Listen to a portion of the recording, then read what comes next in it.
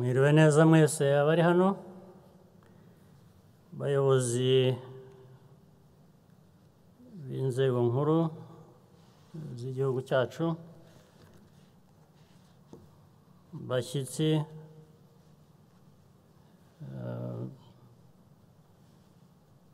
bandi muri hano, hari abashyitsi b'inshuti z'u Rwanda bari hano,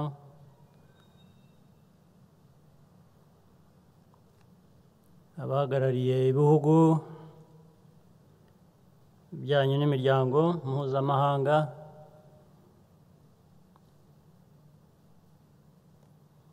inshuti nyinshi zindi zacu Banyarwanda mwese. Mpereye ku byo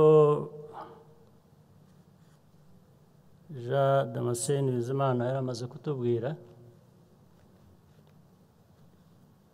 biriya ni ubuhamya bw'ukuri,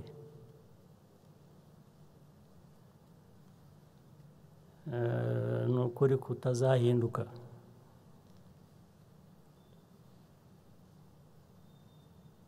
Ariko rero niba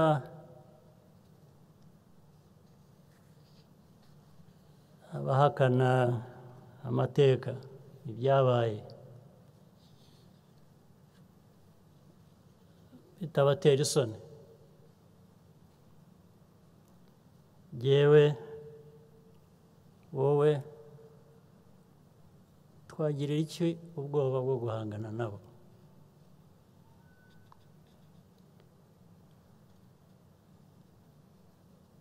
What Jean Damascene has just told us, those are facts.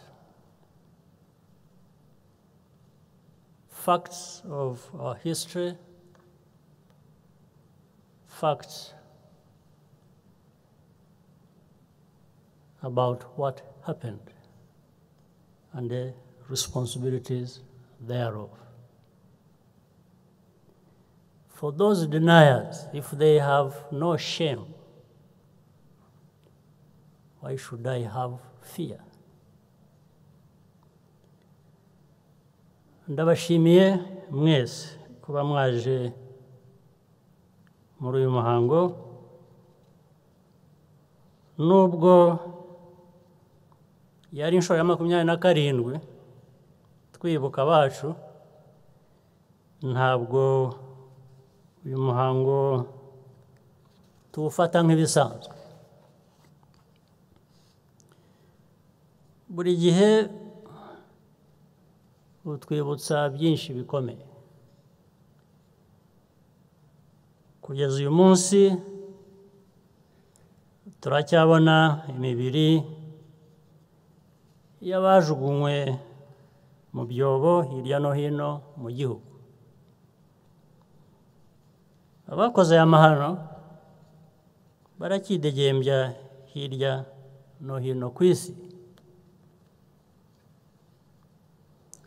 Ariko ntabwo twakwemera ko uburemere bw'ayo mateka buduherana. Ikindi kandi ni inshuro ya kabiri kwibuka bibaye muri iki gihe cy'icyorezo cya COVID-19.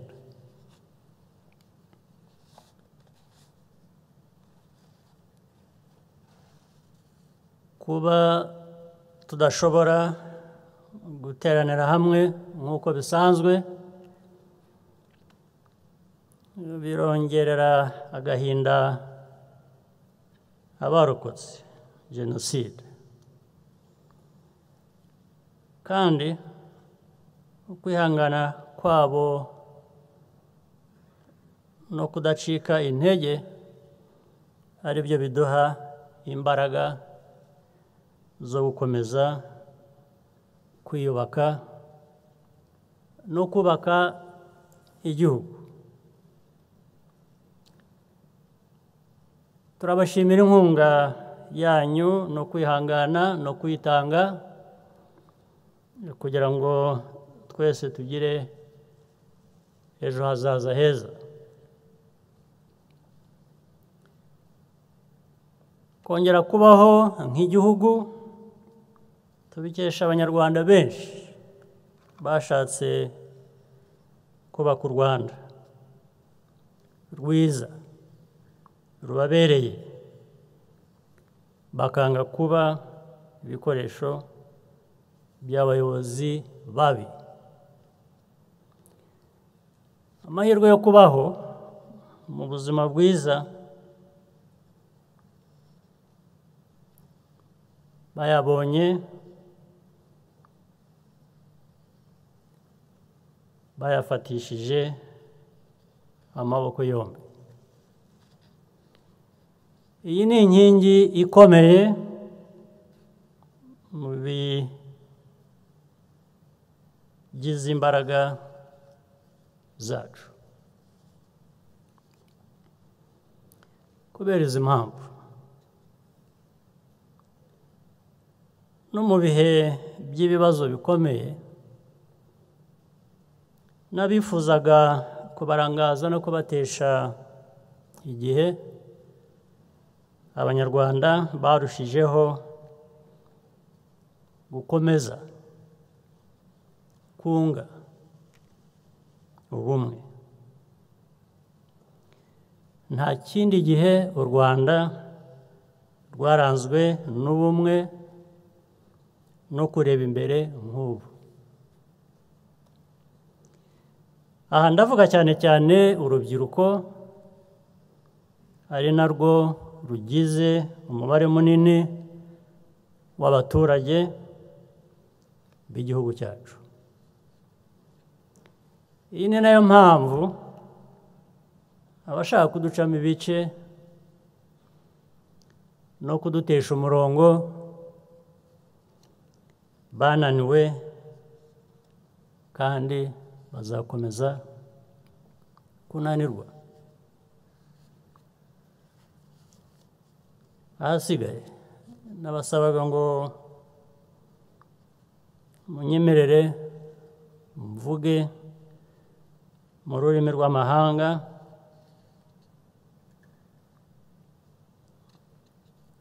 n'abashyitsi bacu bashobore gukurikirana cyangwa se abatari kumwe natwe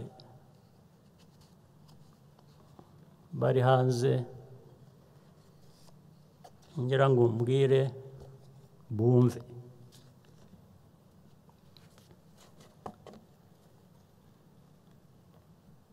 Kwibuka challenges us to reflect on the context of the present moment, as well as the cumulative history that has led us here. Rwanda may not yet be wealthy and or fully healthy,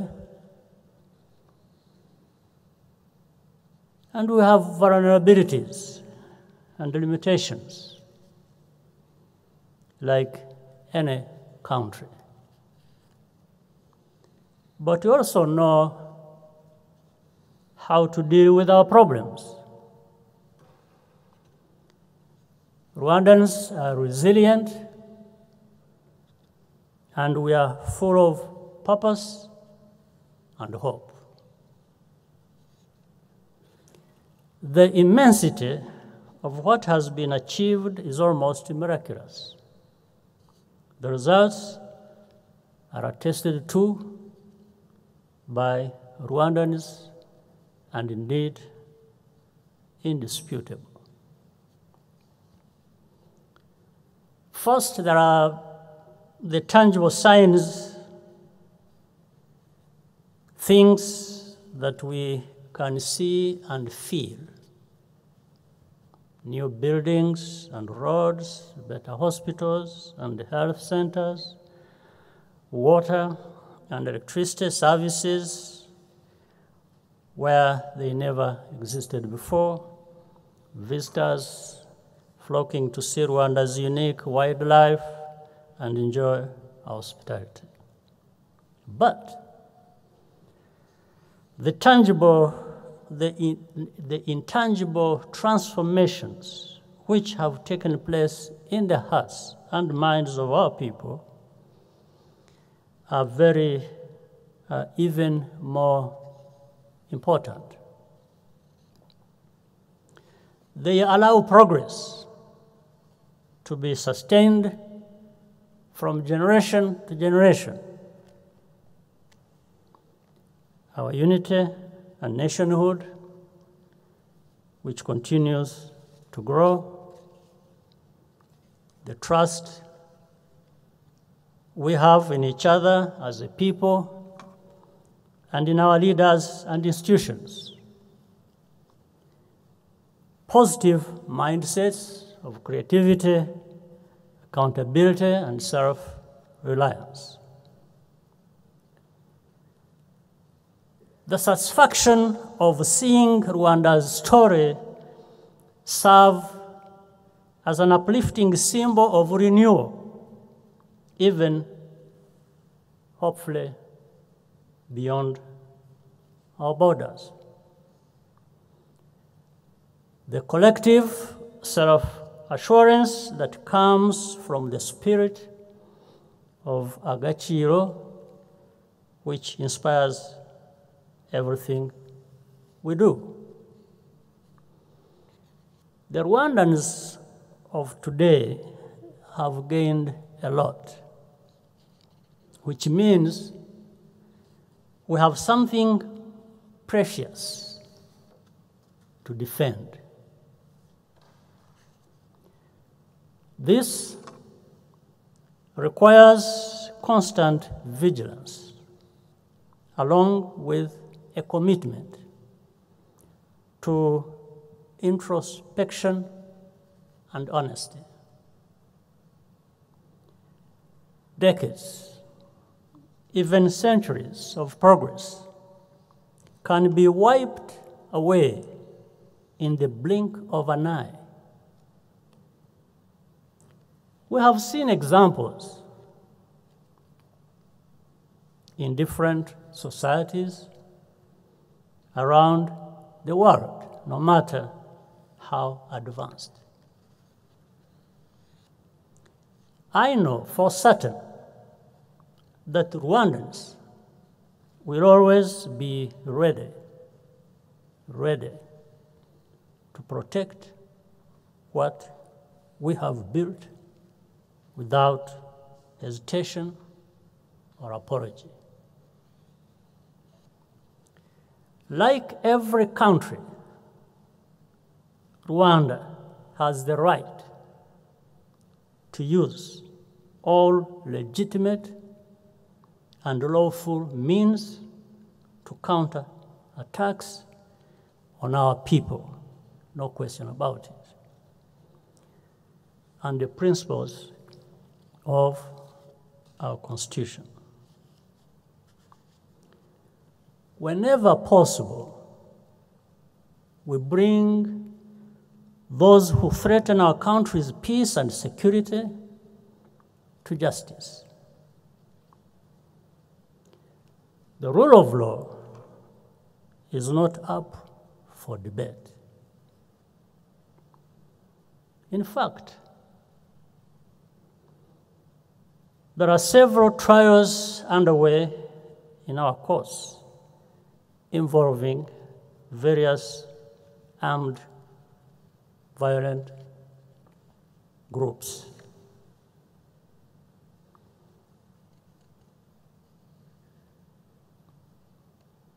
You know, it's funny because among those who are undergoing trial, there are those who have been living outside. protected one way or the other. And it is all connected with the story of denial, of distortion, of fabrication, of all kinds of things.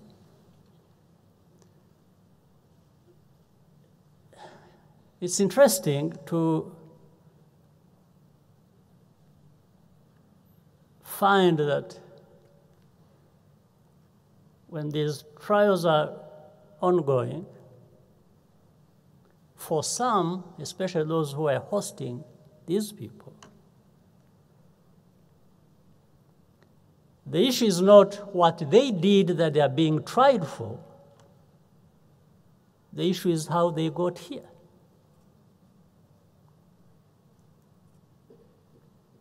Fine. If they got here the wrong way, we can still talk about that. There's no problem. We can talk about how these people got here. But shouldn't we concentrate also on what is more important? That is why they are being tried in the courts of law. You know, it's not too complicated to understand that, but you can figure out for yourselves why it happens that way. Maybe we'll get to understand more as we go on. Rwandans believe that our country cannot afford to allow such dangerous games against our people to be played on our territory ever again. When the line into violence is crossed, there is also a remedy for that.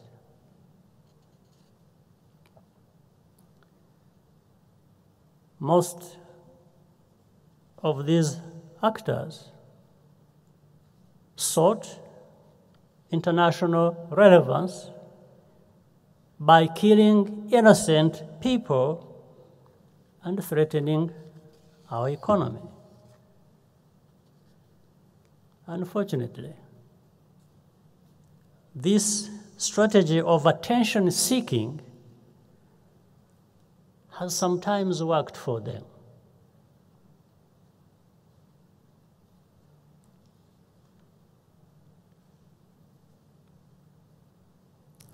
You know, some of these people are out there in places where they have a lot of lessons for us as to what is democracy, what is freedom, what is all kinds of political and civil rights. At the same time, they embrace these people, protect them, defend them, speak for them, because they are saying these are people who want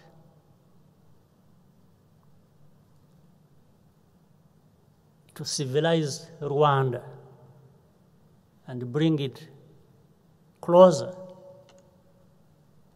to that level where we are not. Now, many times we have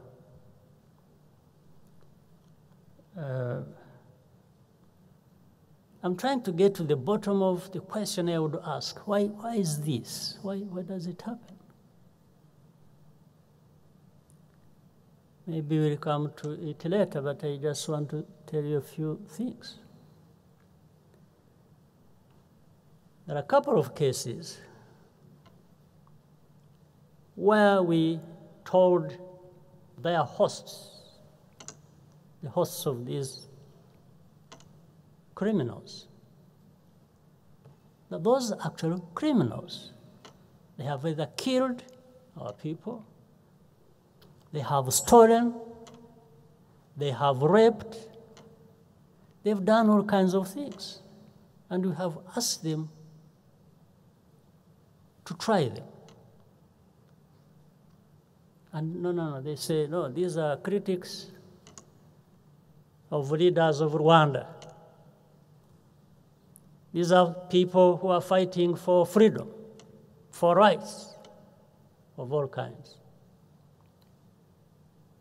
Now, what is interesting again, it doesn't take very long before they actually realize what we are talking about, because a couple of them are now serving sentences in those countries. They're in prison for actually having done some of the things we told these people that these criminals have been known for. And in the court, these people, it's really very interesting. When they're being tried out there, in Europe, in America, in different places, still in the court, even with evidence that these people have either raped or stolen money in those countries, they still say, no, it is actually President Kagame who is sending his agents on different things. They are the ones, but I can't. How? How can I send somebody to come and give you instructions to rape and you rape? How can I send somebody, an agent, to come and ask you to steal and you steal? So if there are cases you need to sort out with Rwandan leaders, that's okay, but you first answer for those cases. So, and then we go back to these people, friends we talk to every day, say, well, but we told you. Still, they will not believe us, even when they have seen this.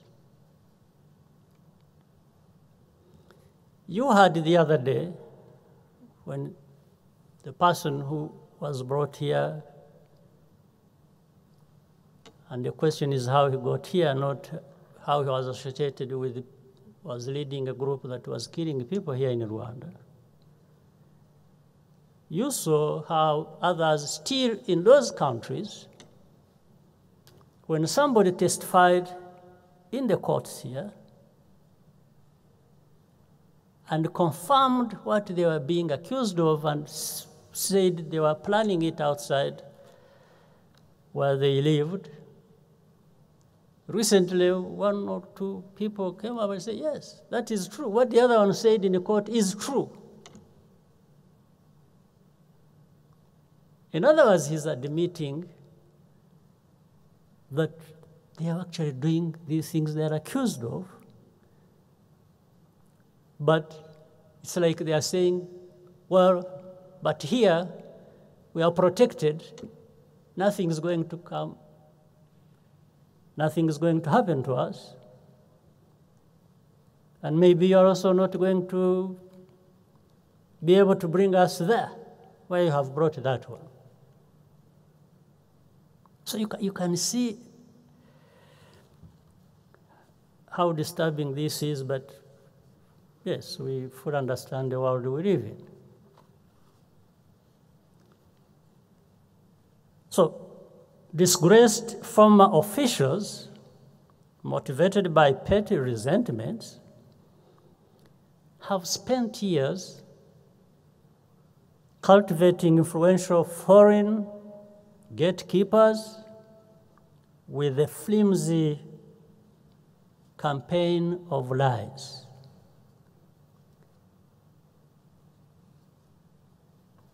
My friends, you can tell any lie about me.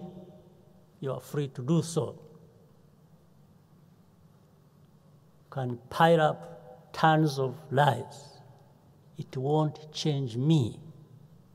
Absolutely not. It won't change this country to be what you want it to be. It doesn't matter how many lies.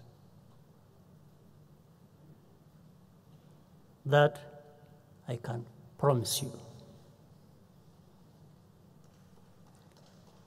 When the storytellers happen to have been born in the right kind of place that is out there, their impartiality and integrity is simply taken for granted, just by where they are born. Whatever they say against you is supposed to be taken for granted. It has nothing to do with the facts. But only has to do with the fact of where this person is born. These are the places where most of these problems come from. Falsehoods become facts, and the victims become villains.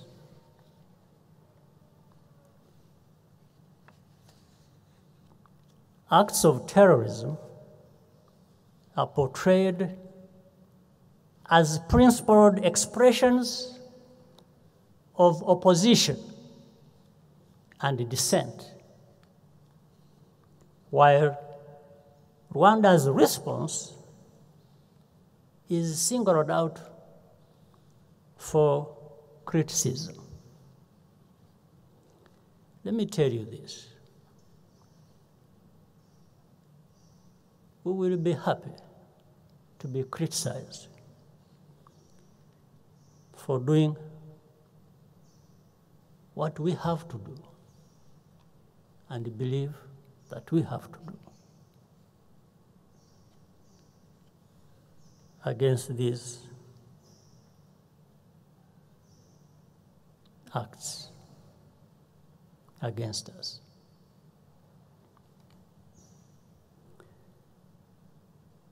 Are these really the people who represent the universal values we all claim to espouse?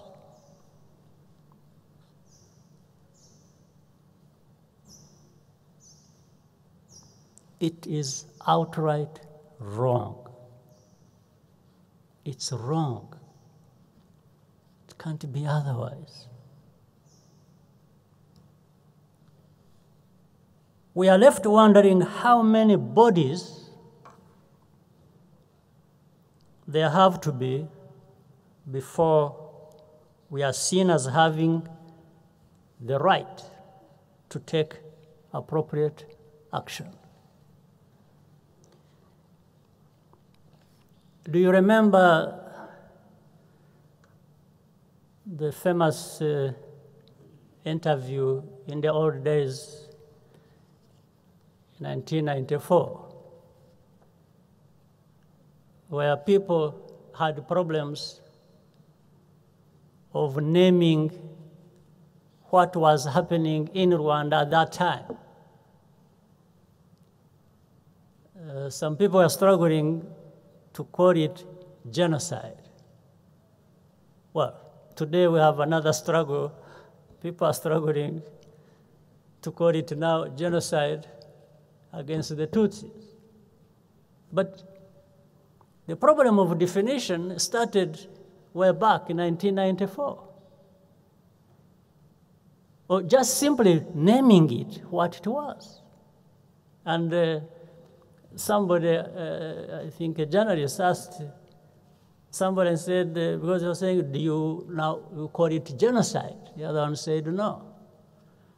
Said it is acts of genocide. Then the journalist asked, how many acts of genocide does it take to call it genocide? Do you remember that story, or that interview? So it is surprising that we still have the same discussion 27 years later. It's amazing.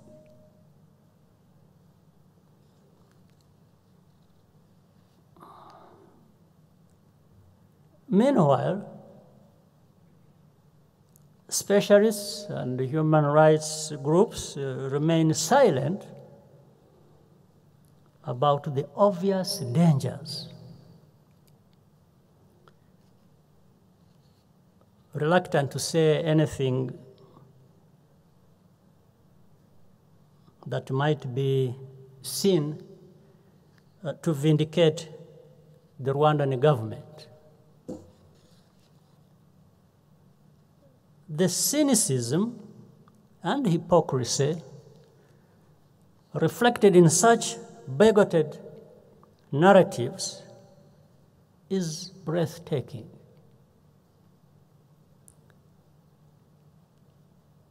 And on our African continent, Rwanda is hardly the only target of these tactics. It is something we do not deserve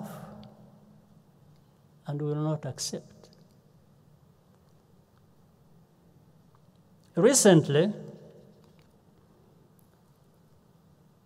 a commission of historians appointed by the French government released a detailed report after reading official archives that had remained secret. The report shows that President Mitterrand and his closest advisors knew that a genocide against the Tutsi was being planned by their allies in Rwanda. Just what Dr. Bizimana said. Despite that knowledge, the president decided to continue supporting them because he believed this was necessary for France's geopolitical position. So Rwandans' lives were just pawns in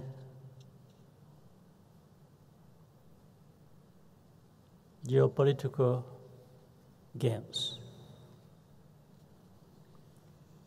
We welcome this report because it marks an important step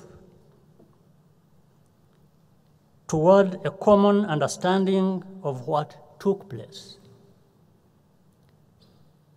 It also marks the change. It shows the desire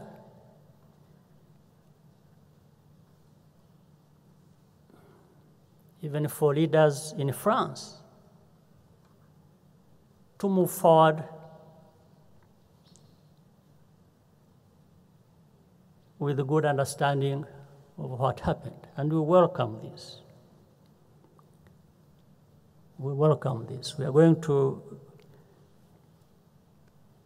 have the report presented to us. We have been informed about it, and it's a good thing. Rwanda will also have a word to say in the near future. In fact, it is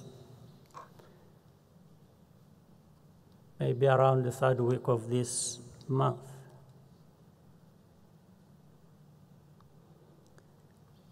The findings we have in our hands,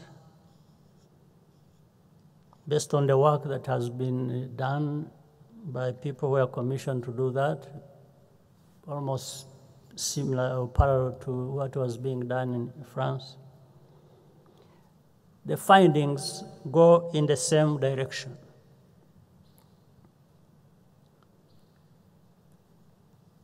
The important thing is to continue working together to document the truth. This is the truth. The decades-long effort by certain French officials to cover up their responsibilities has caused significant damage.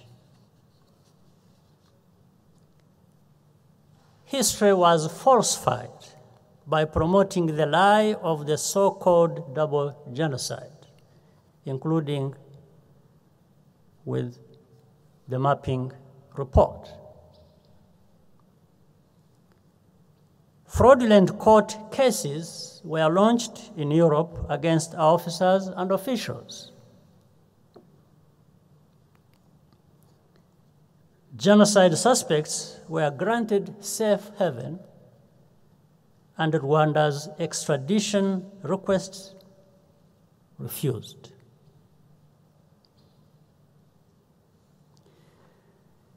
And this was not just in France. It's just because I was talking about the report. Even in other capitals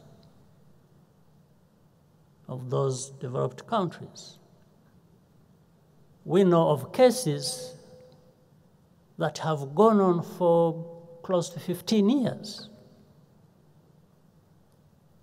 There are places where there are about 4 or 5 genocide suspects. Files are very clear. We talked to the country hosting them. We begged them. We said, case files are ready, they are here. Can you please give them to us for trial?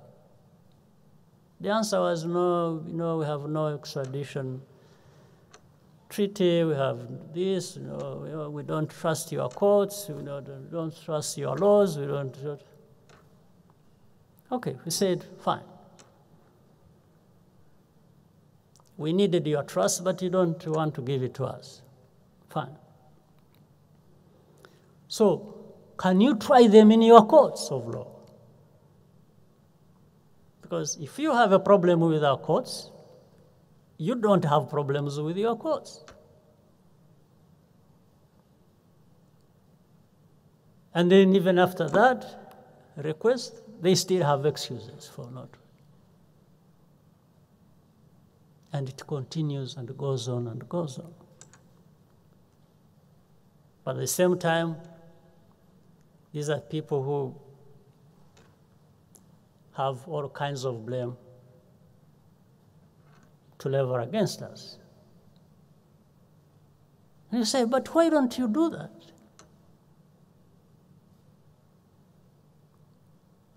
Are you not ashamed of protecting genocide suspects? Covering up for them for any reason? Okay, if you said you don't want me to try them, why don't you try them?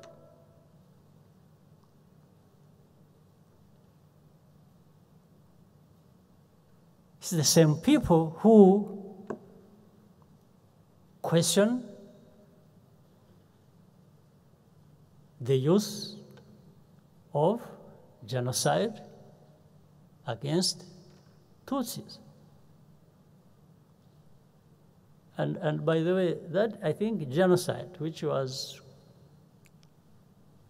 we are not the ones who invented it. This word was coined by some other people long ago, long before our own tragic situation.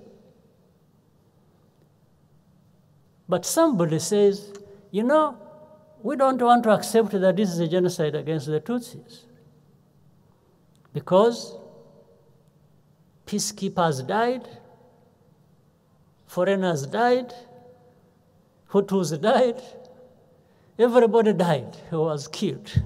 I mean, so say, look,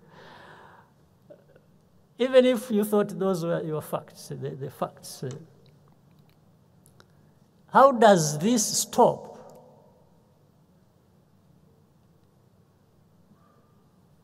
isolating this case and treat it the way it should be treated? And then you can come up with your long list of other cases to deal with. So I don't doubt these people's capacity or logic or anything. No, it's something else. It's like saying, no, let's not try this guy for the crimes he committed. Let's deal with the case of how he got to this court. Let's forget about that. So we have a long way to go.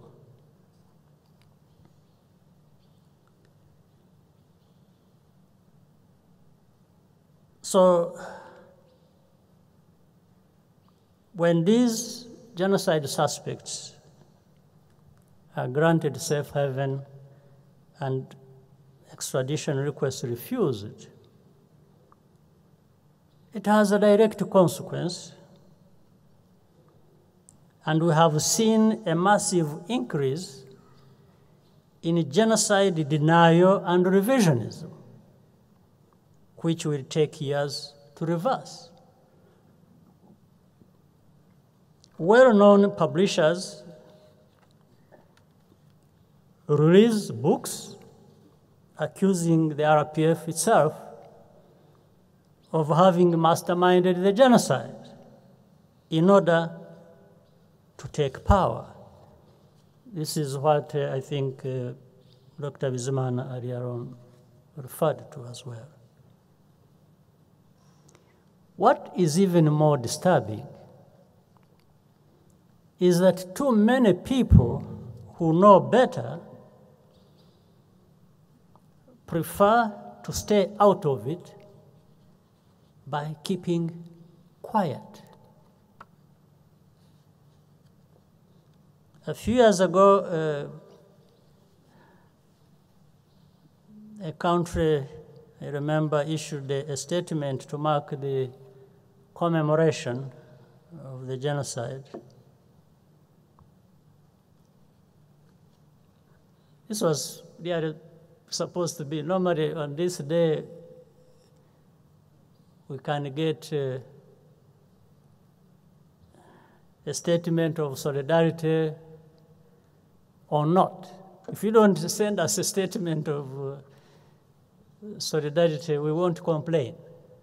Really, we don't complain. But a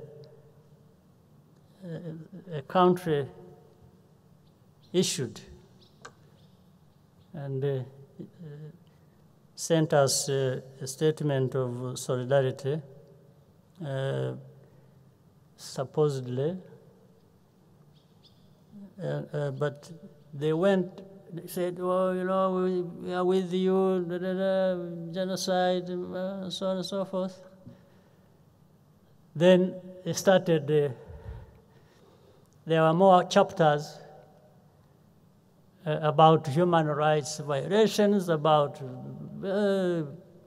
governance, about, in the same solidarity message.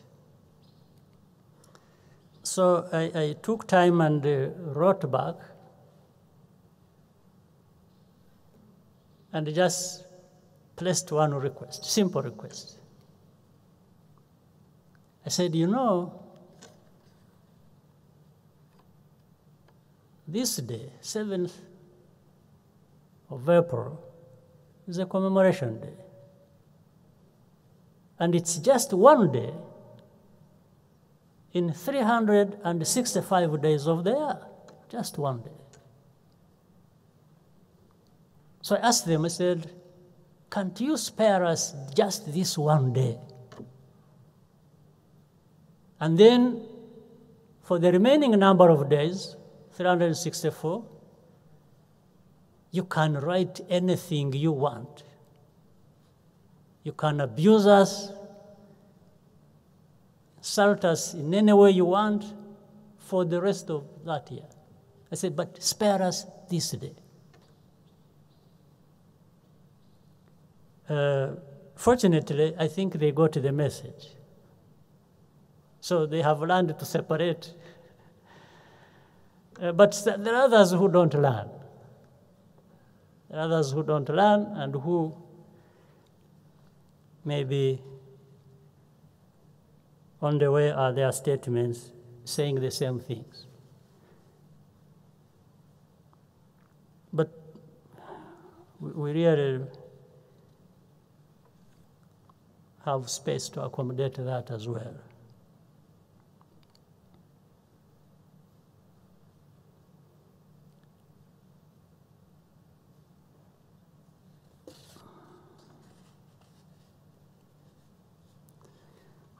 And surely,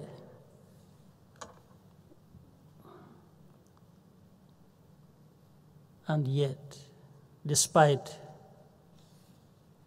a unanimous resolution by the United Nations General Assembly,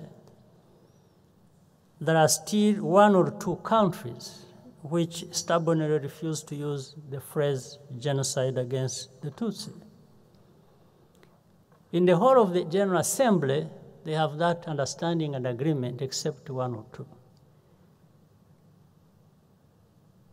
Just as they resisted using the word genocide that I told you of in 1994, until it was too late. Then they came back to the word itself. But we heard that I think some people had a problem that if they called it genocide, then it puts a heavy burden on them to act, to stop it.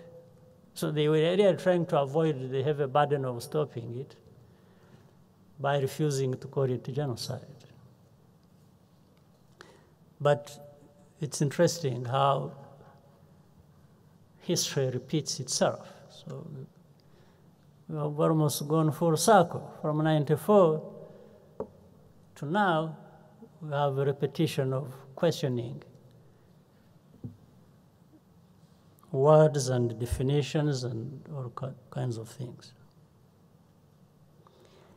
It is as though this simple recognition of what the word should be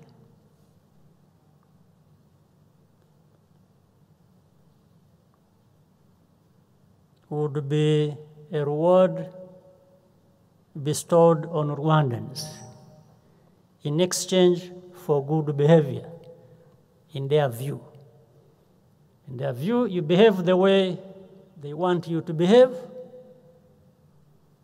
and then they'll give you a gift, a reward of recognizing what it is. What a shame.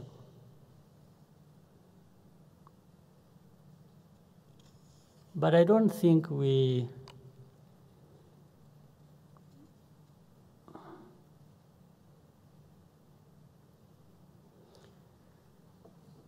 cannot respond to blackmail on such matters of principle.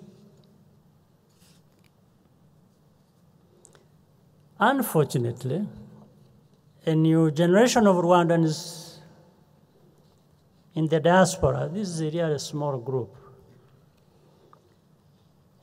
who have no personal responsibility for what happened in 1994, draw on these accounts to repackage genocide ideology as a critique of governance and human rights. And they're picking it from there or being supported by that. For us in Rwanda, we are not being held back. We move forward. There is no difference so big that a hand extended in good faith will not be reciprocated. That is how we Rwandans are, who our history has made us.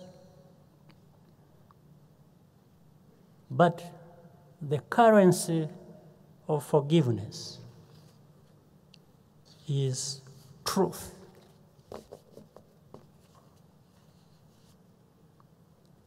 We cannot get tired of talking about the realities we have lived. On this most solemn of days, I wish to close by thanking Rwandans for remaining dedicated to the task of unity and reconciliation.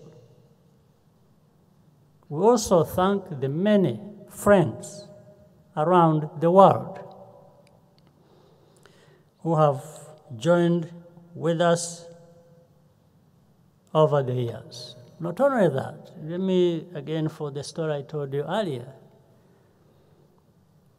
while people are having problems of calling what it was genocide and so on and so forth at the United Nations,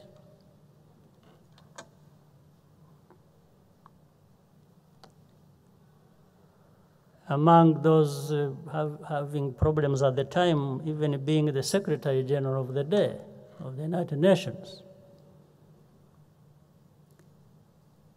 You know, some amazing countries and their representatives stood up and stood out and said no. And said, this is what it is. And one of them is an African country that we shall always be proud of, a good friend of ours. One of them, represented by a man I remember called Gambari of Nigeria. Nigeria stood out and said, no. Said, there's a problem there and we must call it what it is. And Professor Gambari was there, and Nigeria was, no, we shall always be proud of Nigeria. And then there was Czech Republic, there was New Zealand. These countries you do not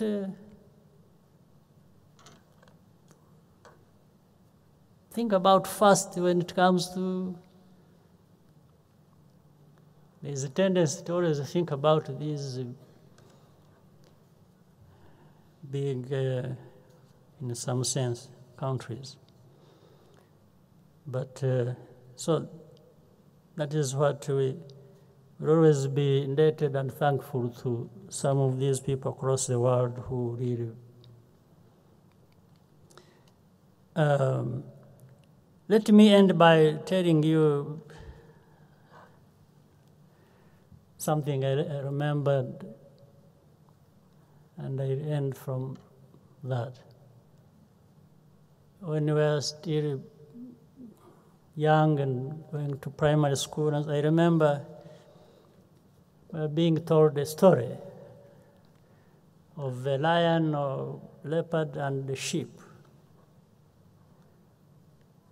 They told us there was a stream of water, like a river. The lion was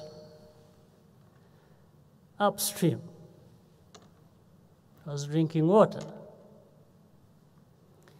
And then downstream, there was a sheep drinking water as well. So when the lion recognized there was a sheep nearby, and the Lord said, looked for a quick excuse to go at the sheep and have it for its meal. But they first had a conversation. So the lion called out the sheep and said, hey, you see, I'm here drinking water, and you are just busy making it dirty. So you are making dirty the water I'm drinking. And the sheep humbly said, but sir, I'm downstream. Where I'm drinking the water from, even if I was making it dirty, it's not coming up to you, it is continuing the way. So the lion got angry, said, felt provoked. Said, how dare you? How dare you answer back to me like that? You are even abusing me. The sheep said, I'm really sorry, I didn't want to abuse you. I'm not abusing you, forgive me. Said, even the other day, actually you abused me. Then the sheep says, no, but sir, it's the first time I have come to drink water from here, so it's not me. And the lion said, you see, you're really, annoying me. If it's not you, if it is your brother, your sister, or you, who was here, how? So he said, no, sir, I am not even aware of my sister or brother that came here. I have come from so far away. It's the first time.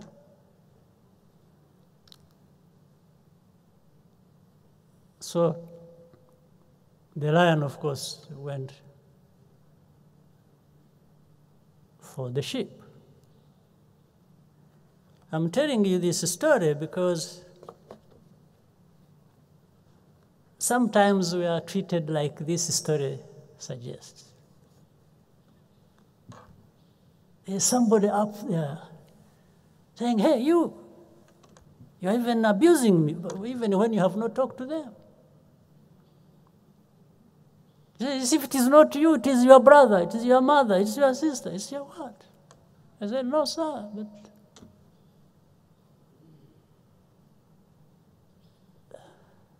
I think some people have been doing that to us. But let me tell you,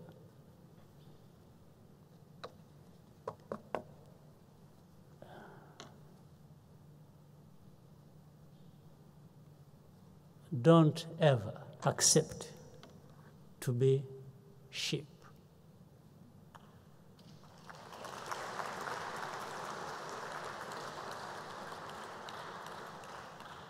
I don't even aspire or want to be this kind of lion.